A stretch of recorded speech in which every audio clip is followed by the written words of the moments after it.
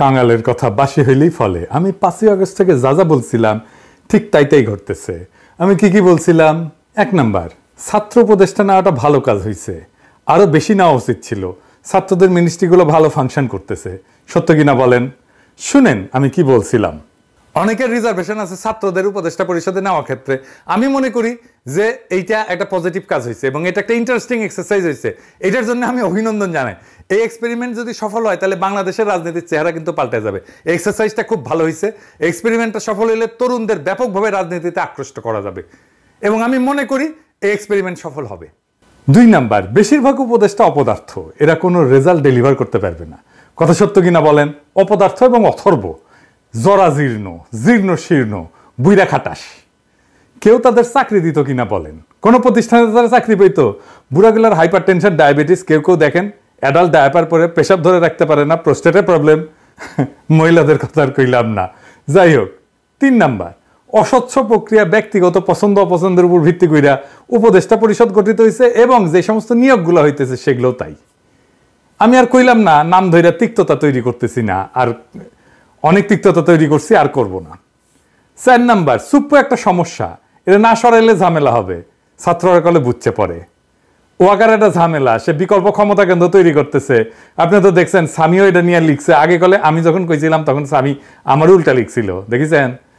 6 number, আমি বলছিলাম এই সরকার জনপ্রিয়তা হারাইবে, হারাইতেছে। 7 নাম্বার, আমি বলছিলাম ছাত্ররা জনপ্রিয়তা হারাইবে, হইছে। 8 নাম্বার, আমি বলছিলাম আওয়ামী লীগ ফিরে আসার চেষ্টা করবে, নানা জায়গায় ঝামেলা করবে, করছে। এর কারণ কি? কারণ হইতেছে বিপ্লব ওই প্রথম দিনেই বেহাত হয়ে গেছে। বিড়াল মারতে হয় প্রথম রাতেই। আর এই বেহাত করার 2 কারিগর হইতেছে ওয়াকার আর আসিফ নজরুল। ওয়াকার তো বিপ্লবের স্টেক হোল্ডার না, কিন্তু আসিফ নজরুল নিজের হাতে পুরো জিনিসটা ধ্বংস করে দিছে, মনের মাধুরী মিশায় ধ্বংস করেছে আর কি। আমি আজ বলতেছি, মিলাই নেন, আজ থেকে 20 বছর পরে আসিফ নজরুল এই বিপ্লবের ভিলেন হিসাবে পরিচিতি পাবে। আজকে সেজন্য সিল মারলাম না, আপনারা মাইরা নিয়েন 20 বছর পরে। সিলটা সেদিনই মাইরেন। আসিফ নজরুল পুরা বিজয়টাকে বাঙ্গু এলিটদের হাতে তুলে দিছে, তার প্রিয় প্রথম আলো, ডেইলি স্টার এই গ্রুপের কাছে। তাই বশিরেরা উপদেষ্টা হয়, যারে daily star business person of the year পুরস্কার দেয়। ফারুকি, যারে নিয়ে প্রথম আলো কয়েকদিন আগে একটা বিশাল স্টোরি ফান্দে উপদেষ্টা হওয়ার আগে, এটা দেখানোর জন্য যে সে এই কালচারাল এরিয়া কন্ট্রোল করে।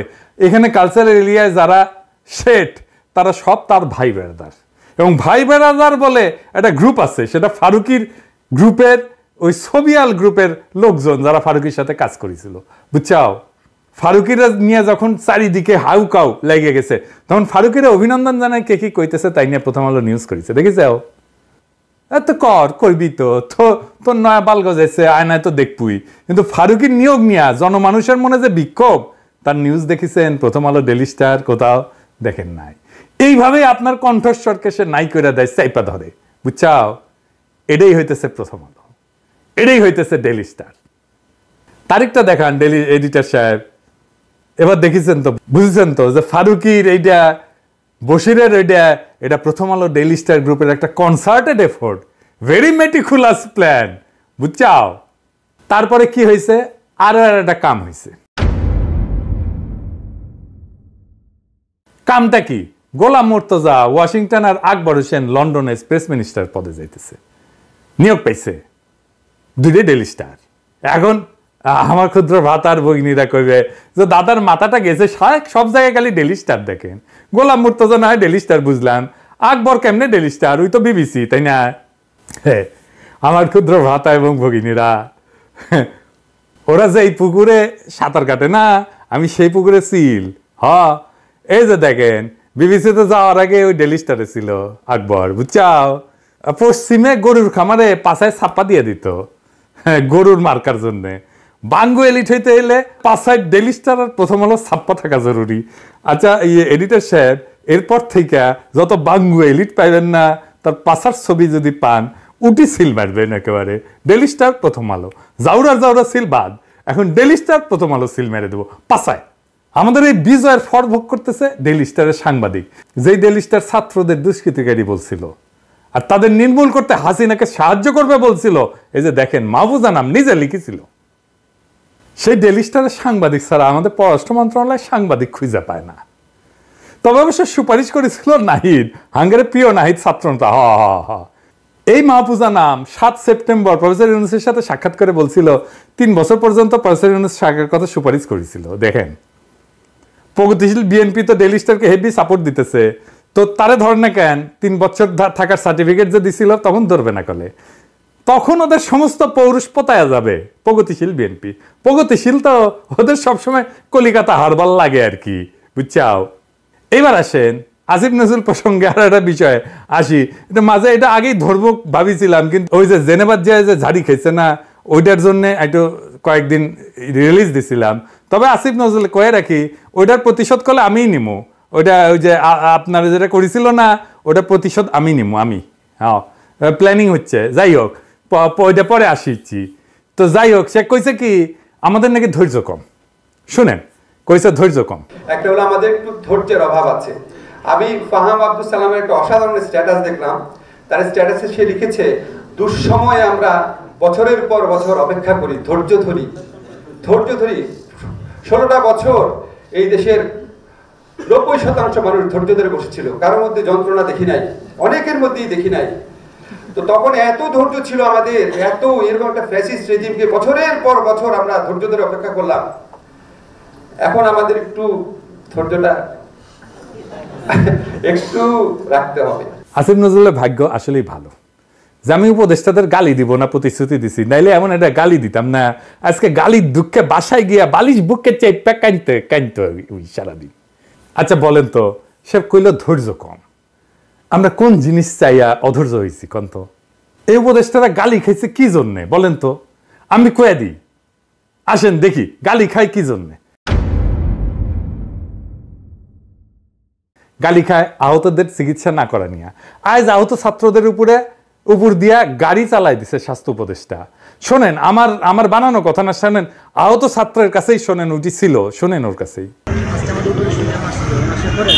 উনি রোগী দেখতে আসছিল, ওনার কথা ছিল এখানে যারা বৈষম্যদের ছাত্র আন্দোলনের রোগী ছিল তাদেরকে প্রত্যেকে দেখবেন, দেখে তাদের চিকিৎসা যদি আরেকটু উন্নত ভালো হয় তাহলে তাকে বাইরে পাঠানোর কথা বলা হবে। আর যাদেরকে এখানে ট্রিটমেন্ট করানো যায় তাদের এখানে একটু ভালোভাবে ডাক্তার করে চিকিৎসাটা করবে। কিন্তু সেই ক্ষেত্রে উনি আসার পরে উনি আপনার 5 থেকে 6 জন রোগী দেখছে। রোগী দেখার পরে উনি চলে যাইতেছেন। আর উনি আসছেন আপনার এই 4 তলায় চারতলা আসছেন। 4তলায় আমাদের এই রোগী দেখতে আসছেন। 3 তলায় আমাদের বৈষম্যদের ছাত্র আন্দোলন রোগী আসছিলেন, ওই ফ্লোরেও যাওয়া হয়নি। পরে আমরা চলে যেতেছি, তারপরে আমরা কয়েকজন মিলে নিচে নামছি তার সাথে কথা বলার জন্য। তো ম্যাম আপনি আসছেন, আসার পরে আপনি 4-5 জন রোগী দেখে চলে যেতেছেন, তাহলে আমরা কি করছি? আমরা তো বৈষম্যদের ছাত্র আন্দোলন। আচ্ছা আমি আপনার যে একটা জিনিস দেখি যে আমার হাত, এই হাতটা আমার এখনো মুভমেন্ট হয় না। আমার হাতে এই ভিতরে যা আঙ্গুলগুলো সব একবারে ফুটে গেছে, ভিতরে হাড়গুলো ভিতরে সব ফুটে গেছে। পরে ওনার কাছে যাওয়ার পরে উনি আমাদেরকে কোনো ভাবতে দিল না, উনি চলে গেছেন। তারপরে আমরা বাধ্য হয়ে ওনার গাড়ি আটকানোর চেষ্টা করছি। গাড়ি আটকানোর চেষ্টা কেন করলাম? তাহলে আমাদের 3 জনকে গাড়ি চাপা দিচ্ছে। আমার গাড়ি চাপা দিয়ে আমার একবারে এই গলায় গাড়ির চাকরি নিয়ে আসছে। আরেক ভাইয়ের আহত ভাই, ওনার পায়ে গুলি লাগছে, ওই ভাইয়ের পায়ে গাড়ি তুলে দিচ্ছে। আরে এরকম আমাদের 3 জনকে এরকমটা করা হয়েছে। কিন্তু আসলে আমরা তো বৈষম্য বিরোধী ছাত্র আন্দোলনে আহত হয়েছি, উনি তো আমাদেরকে কোনো পাত্তা দেয়নি। আমরা মনে করেন রাস্তা যে ফুটপাতে মানুষ যেরকম ব্যবহার করেছে, আমরা তার কাছ থেকে একই ব্যবহারটা পাইছি। দেখেন ওর হাতের কি অবস্থা হয়েছে গুলি খেয়ে। দেখেন আর কি জন্য রাগি, আর কি জন্য গালাগালি করিয়ে গেলে। এই যে সামে কাটা মজুমদারদের দিয়ে জনপ্রশাসন চালায়, তাই না? সামে কাটা মজুমদাররা কে নিছে উপদেষ্টা পরিষদ? ওক নাও লাগবে কে? এই বুড়া খাটাস গুলারে মন্ত্রিসভায় আনা, এটা নিয়ে গেলে, তাই না? আর পিছে মুজিবের ছবি লাগা অফিস করা, প্রত্যেকটা তো করিচ্ছে। আজিম নজরুল নিজেও করিছে। আজিম নজরুলের সমালোচনা করছে ওই যে জামিল রে শিল্পকলা একাডেমির ডিরেক্টর বানাইছে সেই জন্যে। এর ধৈর্য ধরার কি আছে? ওটা একটা কাম করে, আমরা প্রতিক্রিয়া দেখাই। তো প্রথম আলো ডেইলি স্টারের কাছে পাশা বর্গা দেয়, সেই জন্য গালাগালি করি। জামিল আহমদকে শিল্পকলা বসাইছে, ওটা সরায়নি। প্রথম আলো ডেইলি স্টারের সুপারিশে ফারুকি আর বসিদে উপদেষ্টা বানাইছে, গালি খাচ্ছে। আর কি বলছি যে আপনারা কোনো স্টেক হোল্ডারদের সাথে কথা বলেন না, আমরা সাহায্য করতে চাইলেও সেটা নেন না। এই তো মানে যে কোনো সরকার চালাইতে হলে তো স্টেক হোল্ডারদের সাথে কথা বলতে হয়। এটা শুধু অন্তর্বর্তীকালীন সরকার না, বা আমরা বিপ্লবের সাথে ছিলাম সেই জন্য না, যে কোনো সরকারকে স্টেক হোল্ডারদের সাথে কথা বলতে হয়। এটা সরকার চালানোর একটা বেসিক ফাংশন। আর কিছু নিয়ে বলছি, কই আমরা ধৈর্য হারা হইলাম?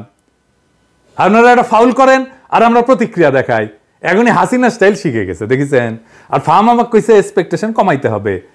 আপনি একটার পর একটা গণবিরোধী সিদ্ধান্ত নেবেন আর কিছু কওয়া যাবে না। কি মজা! আবার দেখেন কি করছে, অভিযোগ করিচ্ছে হাসিনার দুঃশাসন নিয়ে কোনো কথা নাই সোশ্যাল মিডিয়াতে। শুনেন, আপনারা বিভিন্ন সামাজিক যোগাযোগ মাধ্যমে দেখবেন শেখ হাসিনার দুঃসময়, অত্যাচার, গণহত্যা নিয়ে কোনো কথা নাই। কথা হচ্ছে এই সরকারের উপদেষ্টা কি করছে, হাসনাত কি করছে, নাহিদ কি করছে, আসিফ নজরুল কি করছে, সারাটা সময় এটা নিয়ে ব্যস্ত। গালি না দিয়া থাকতে পারলাম না। সরকারে কি মিয়া আছে না? সোশ্যাল মিডিয়া দিয়ে তাকে থাকেন কে? রাষ্ট্রটা তো হাতে দিয়ে দিছি, এই রাষ্ট্রের রিসোর্স নিয়ে বৈশা আপনারা পাবেন, আর আমরা ঘরের খেয়ে বনের মোস্তারে সোশ্যাল মিডিয়া আপনাকে কামলা খাটবো। তো মিয়া আপনাদের ধ্বজভঙ্গ তো বিয়া বসেছিলেন কেন? আমাদের দিকে তাকে থাকতে হয় কেন? আমরা তো 2 পয়সার ইউটিউবার আর ফেসবুকার, সোশ্যাল মিডিয়া লাগে কেন এখন? হইলে তো ডেইলি স্টার লাগে, প্রথম আলো লাগে, সুশীল লাগে, আর সোশ্যাল মিডিয়াতে তখন হাঙ্গারে লাগে না? বাহ কি মজা! হাতে তো আর্মি দিছি, পুলিশ দিছি, প্রশাসন দিছি, আন্তর্জাতিকভাবে গ্রহণযোগ্য একটা নেতাও দিছি, হাসিনারে লাথি মেরে ভেগা পাশার নিচে তো শেয়ার দিছি নাকি? এক ডাকে হাজির হবে এরকম কয়েক লাখ আগুনের মতো পোলা পানো দিছি, তাও আপনার সোনাবাগি খারায় না কে? হ্যাঁ, প্রথম আলো ডেইলি স্টারের যে গোয়াপাতে দেন ওটা থেকে সার্ভিস নিতে পারেন না? এখন সোশ্যাল মিডিয়া লাগে, এখন ধন মিয়া। হ্যাঁ, কিন্তু গোয়ামারা ঠিকই দিবেন প্রথম আলো ডেইলি স্টারে। আরে বেটা নিজেরে জিগা কেন পাবলিক সে 5ই আগস্টের পর থেকে একটা দিনও ভরসা রাখতে পারছে না তো করে উপরে? সকালে এক দুশ্চিন্তা তো রাতে আর এক দুশ্চিন্তা। আমাদের কি করা উচিত? আমরা তো বছরের পর বছর এই ফ্যাসিবাদের নিপীড়নে নিষ্পেষিত হয়েছি, দেশ ছাড়া হয়েছি। আমাদের তো তোদের ভাষা নাকে তেল দিয়ে ঘুমানোর কথা ছিল, অথচ বিজয়ের আনন্দটা পর্যন্ত আজ পর্যন্ত উপভোগ করতে পারলাম না। আমরা তো তোদের পাশেই ছিলাম, আছি তো এখনো। মাইরা কেইটা তামা কইরা ফেলার কথা না? আওয়ামী লীগ রে শিকড় শুদ্ধ ফ্যাসিবাদের বিষ বৃক্ষ উপরে ফেলার কথা না? তোরা যা করার সেটা না কইরা রাত বিরাত ওই মতির দণ্ডে তেল মালিশ করতে যাস কে? দেশে কি যোগ্য লোকের আকাল পড়িছে কেন? তোদের বাইসা মতির ভাতারদের তুলে আনতে হইতেছে। কে চালাইতেছে তোদের? চালাইতেছে কে তোদের? এটা বলতে হবে তো। দুনিয়ার যত ঘাটের মরা, যত বুইরা কাটাস, সেগুলো তুলে আনতেছিস আর উপদেষ্টা বানাইতেছিস। তোকে দিয়ে কাম কি? আমাকে রে তোদের বসানো হইতেছে বালের চামড়া ছিলার জন্য। আর তোরা আসিস কেমনে 72-এর সংবিধান বানাও, মুক্তিযুদ্ধের চেতনা বানাবো, কোন ফাঁক দিয়া 7 রং ঢুকাবো, আবার কেমনে আবার 71-এর চেতনা ব্যবসা চালু করবি সেই তালে। হাসিনারে কাউন্ট করি নাই, মোদিরে গোনায় ধরি নাই, জান লড়াই যুদ্ধ করছি, দিন রাত মানি নাই, পরিবার মানি নাই, দেশ মানি নাই, চইলা গেছি, ছাইরা দিছি দেশ ছাইরা রিফিউজি হয়েছি। বাচ্চারা যখন কাতারে কাতারে জীবন দিছে না, তখনই নিজের জীবনটা দিয়ে দিছিলাম। এটা এক্সটেনশন লাইফ চলতেছে, জয় দিন চলে। জানের মায়া কলের নাই আমার, আমি এখন জানতো মারা। আমার মতো এরকম প্রচুর জ্যান্ত মরা আছে, জীবন দিয়া দিতে এক মুহূর্ত ভাববো না। আমার মতো এরকম হাজারো পিনাকি আছে যারা বুকের ভিতরে আগুন জ্বালায় রাখছে। শত শহীদের রক্তের বিনিময়ে পাওয়া বিপ্লব যদি ধ্বংস হয় না, শহীদের রক্তের কসম বুকে মাইন বান্দা আমি অন্তত একটা উপদেষ্টার গায়ের উপরে ঝাঁপায় পড়বো, জয় বাংলা করে দেব নিজের সাথে তোদের। বাকিগুলারে আপনারা দেখে নিয়েন, আর তাদের দেখার জন্য অন্য লোক আছে। এলিটদের জাউরামো বাংলাদেশে চিরতরে বন্ধ করতে হইলে এই ছাড়ার কোনো উপায় নাই। তবে ঝাঁপায় পড়ার আগে আকাশ বাতাস বিদীর্ণ কইরা স্লোগান দিবেন কলে, ইনকিলাব জিন্দাবাদ।